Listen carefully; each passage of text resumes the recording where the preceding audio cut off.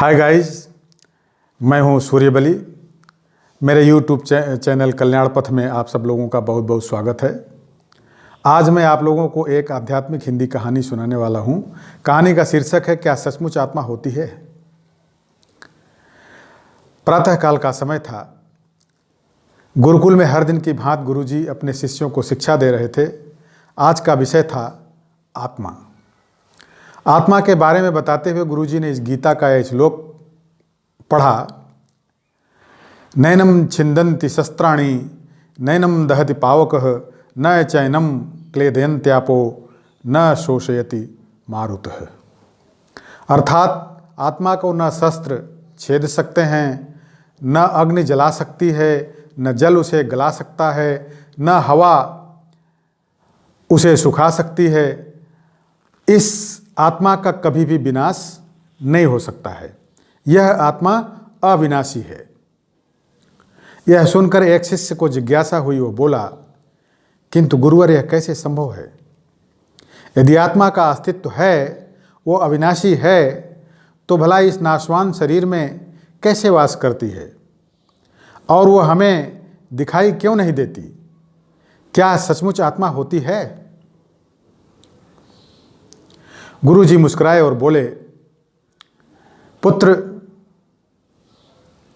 आज तुम रसोई घर से एक कटोरा दूध ले लेना और उसे सुरक्षित अपने कमरे में रख देना, और कल इसी समय वह कटोरा लेकर यहाँ उपस्थित हो जाना।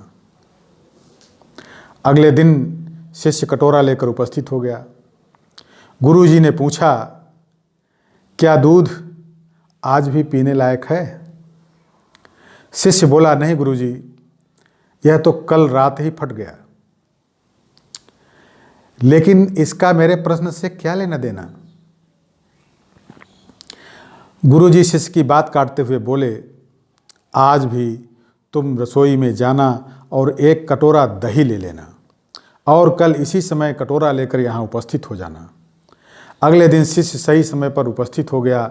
गुरुजी ने पूछा, क्या दही आज भी उपयोग हेतु ठीक है? शिष्य बोला, जी हाँ गुरुजी, ये अभी भी ठीक है। अच्छा ठीक है, कल तुम फिर इसे लेकर आना। गुरुजी ने आदेश दिया।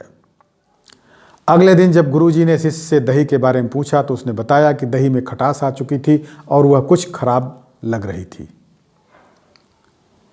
इस पर गुरुजी ने कटोरा एक तरफ रखते हुए कहा, कोई बात नहीं, आज तुम रसोई से एक कटोरा घी ले आना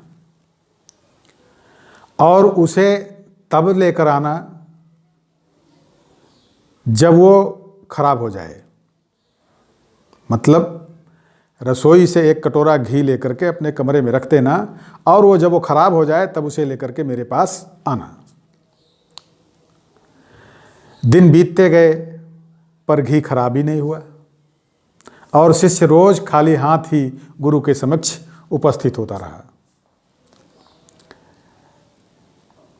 एक दिन शिष्य से नहीं रहा गया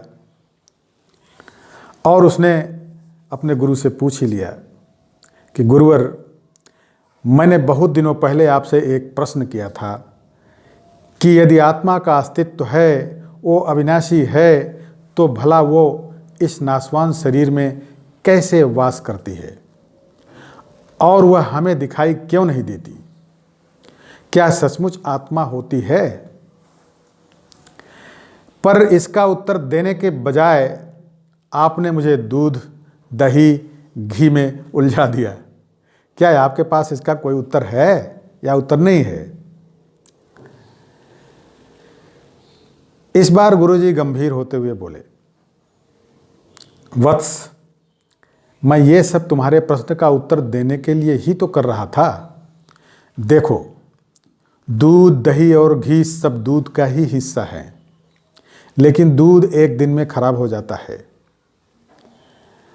दही 2-3 दिनों में, लेकिन शुद्ध घी कभी खराब नहीं होता। इसी प्रकार आत्मा इस नाशवान शरीर में होते हुए भी ऐसी है कि उसे कभी नष्ट नहीं किया जा सकता। ठीक है गुरुजी, मान लिया कि आत्मा अविनाशी है, लेकिन हमें घी तो दिखाई देता है पर आत्मा नहीं दिखती। शिष्य, घी अपने आप ही तो दिखाई नहीं देता। गुरुजी बोले कि हे शिष्य, घी अपने आप तो दिखाई नहीं देता, पहले दूध में जामन डालकर दही में बदलना पड़ता है, फिर दही को मथकर उसे मक्खन में बदला जाता है, फिर कहीं जाकर जब मक्खन को सही तापमान पर घंटों पिघलाया जाता है तब जाकर घी बनता है। हर इंसान आत्मा का दर्शन यानी आत्मदर्शन कर सकता है, लेकिन उसके लिए पहले इस दूध रूपी शरीर को भजन रूपी या योग साधना रूपी, संध्या बंदन रूपी जामन से पवित्र बनाना पड़ता है। उसके बाद कर्म की मथनी से इस शरीर को दीन दुखियों की सेवा में मथना होता है और फिर सालों तक साधना व तपस्या की आंच पर इसे तपाना होता है, तब जाकर आत्मदर्शन संभव हो पाता है। शिष्य गुरु जी की बात अच्छी तरह से समझ चुका था। आज उसकी जिज्ञासा शांत हो गई थी। उसने गुरु के चरण स्पर्श किए और आत्मदर्शन के मार्ग पर आगे बढ़ गया। दोस्तों, कहानी कैसी लगी कमेंट्स में अवश्य बताइएगा। शीघ्र ही नई कहानी के साथ मैं पुनः हाजिर होऊंगा। बहुत बहुत धन्यवाद।